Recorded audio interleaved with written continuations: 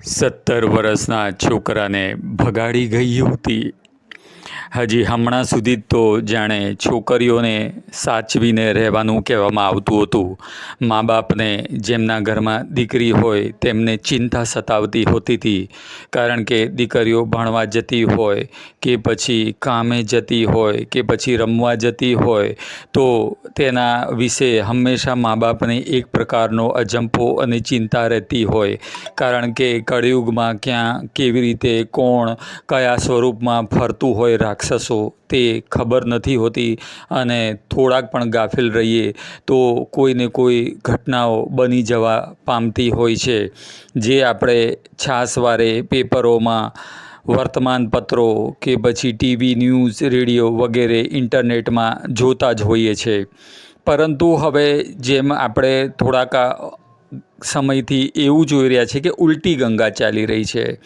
છોકરીઓને તો બચાવ માટે અને સાવચેત રહેવા માટે કહેવામાં આવે જ છે, પરંતુ હવે સમય પાકી ગયો છે કે ઘરમાં દીકરો હોય ને તો તેને પણ સાચવીને તેને પણ પોતાને સાવચેત રહેવા માટે સમજાવવાનું શીખવવાનો સમય બરાબરનો આવી ચૂક્યો છે.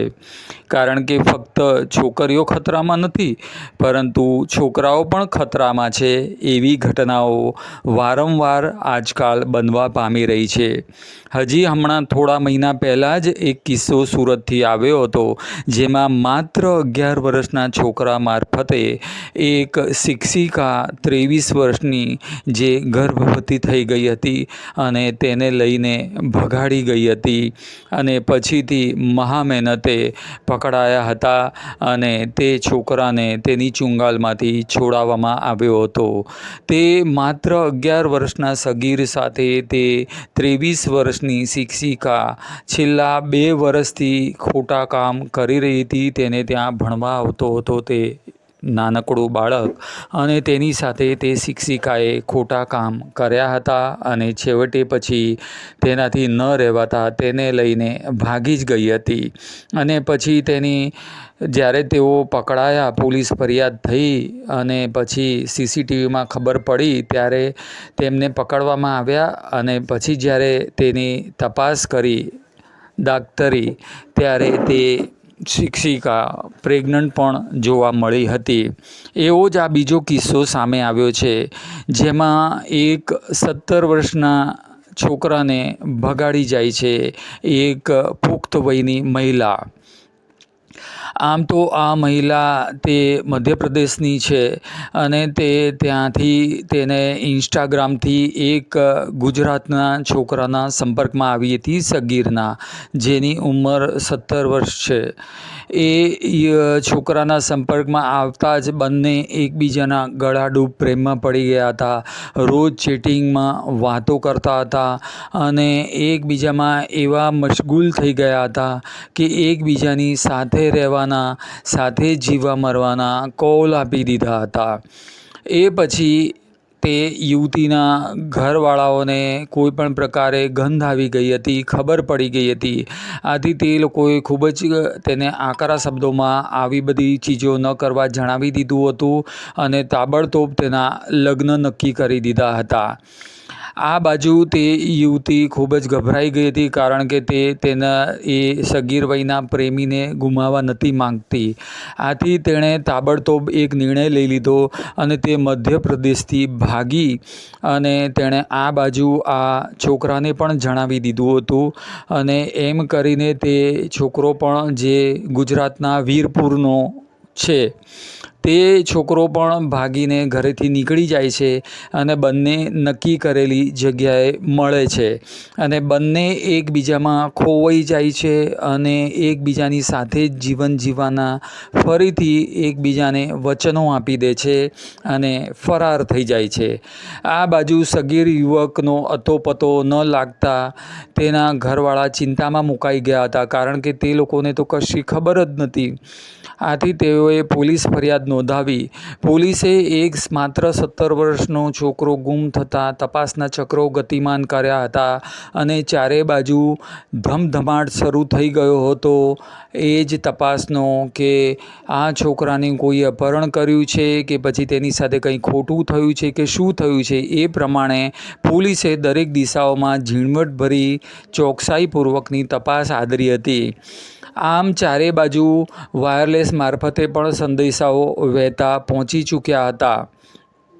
આ બાજુ તે યુવતી અને તેનો પ્રેમી છોકરડો 17 વર્ષનો તે લોકો ગુજરાતમાં ભાગતા સુરત પહોંચ્યા હતા. આ બાજુ તેઓ સુરત રેલવે સ્ટેશન ઉપર વિશ્રામ ગૃહમાં બેઠા હતા. બીજી બાજુ સુરતના બાહોશ પોલીસ અધિકારીઓ જે રેલવે પોલીસ તેઓની નજરમાં આ છોકરા ઉપર પડી હતી. તેમને કંઈ અજુગતું લાગ્યું હતું કારણ કે યુવતી ચિંતામાં બેઠેલી જણાતી હતી અને તેની સાથેનો તે સગીર છોકરો પણ ગભરાયેલી હાલતમાં હોય તેમ જણાતું હતું. આથી પોલીસે બંનેને પૂછપરછ આદરી હતી અને પૂછપરછ કરતાં જ તેઓ ગભરાયેલા બંને જણે વટાણા વેરી દીધા હતા અને પોલીસને હાથે તેઓ આ પ્રમાણે ઝડપાઈ ગયા હતા. આથી જ્યાં પોલીસ ફરિયાદ વીરપુરમાં નોંધાવવામાં આવી હતી ત્યાં તેમને જણાવવામાં આવે છે અને આ બધી હકીકતનો પર્દાફાશ થાય છે. પોલીસે તપાસ કરી પૂછપરછ કર્યું ત્યારે જાણવા મળ્યું એ પ્રમાણે કે મધ્યપ્રદેશની આ યુવતીને ઇન્સ્ટાગ્રામ મારફત આ છોકરાના સંપર્કમાં આવીને પ્રેમમાં પડ્યા હતા અને પછી તેના લગ્ન ઘરેથી નક્કી થયા અને તેને લગ્ન નહોતા કરવા પરંતુ તેને તો આ છોકરા સાથે જિંદગી વિતાવવાની હોવાથી તે પોતે ઘરેથી કયા વગર નાસી ગઈ હતી અને આ છોકરાને પણ ઇન્સ્ટાગ્રામના સંપર્કમાં લાવી અને એને મારફતે જણાવીને તેને પણ ભગાડ્યો હતો અને આમ તેઓ ભાગીને સુરત પહોંચ્યા હતા જ્યાં તેઓ પોલીસની તપાસમાં એમના હાથે ઝડપાઈ ગયા હતા.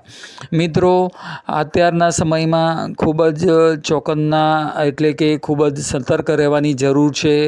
ફક્ત દીકરીવાળાઓએ નહીં પણ દીકરાવાળાઓએ પણ કે તેમના દીકરા કોની સાથે ચેટ કરે છે સોશિયલ મીડિયા ઉપર કે કોની સાથે દોસ્તી છે એ બધું જાણવાનો સમય પાકી ગયો છે. સુધરેલા દેશો ઓસ્ટ્રેલિયા છે કે પછી અમુક સિંગાપુર કે એવા ઘણા બીજા અન્ય દેશોમાં તો સગીર વયના બાળકોને તો ઇન્ટરનેટ અને મોબાઈલ વાપરવા ઉપર પ્રતિબંધ મૂકવામાં આવ્યો છે. લાગે છે કે આપણે ત્યાં પણ આ પ્રમાણેનો પ્રતિબંધ આપવો જોઈએ જેથી કરીને આવી ઘટનાઓ બનતા રોકી શકાય. તમારું શું માનવું છે એ બાબતે કોમેન્ટમાં 2 શબ્દ જરૂરથી જણાવજો. અને આ શિક્ષિકાની જેમ જ જે આ યુવતીએ આવું પગલું ભર્યું સગીર છોકરાને ભગાડી જવાનું તેને શું સજા થવી જોઈએ તેને માટે 2 શબ્દ કોમેન્ટમાં લખજો. વિડીયોને લાઈક કરજો, ચેનલ સબસ્ક્રાઈબ કરજો અને બેલ બટન દબાવવાનું ના ભૂલતા. જો તમે આ પ્રકારના વિડીયોને લાઈક કરો છો તો આ જાગૃત સભર સમાચારો વધુને વધુ લોકો સુધી પહોંચે છે અને લોકોમાં એક પ્રકારેની એક સભાનતા ફેલાય છે અને કોઈ ગુનાના ભોગ બનતા અટકી જાય છે. તો મહેરબાની કરીને વિડીયોને લાઈક કરજો, ચેનલ સબસ્ક્રાઈબ કરજો. વિડીયો જોવા બદલ તમારો ખૂબ ખૂબ આભાર. ધન્યવાદ. નમસ્કાર. આપનો હર દિન, હર ઘડી, હર સમય શુભ રહે. આભાર.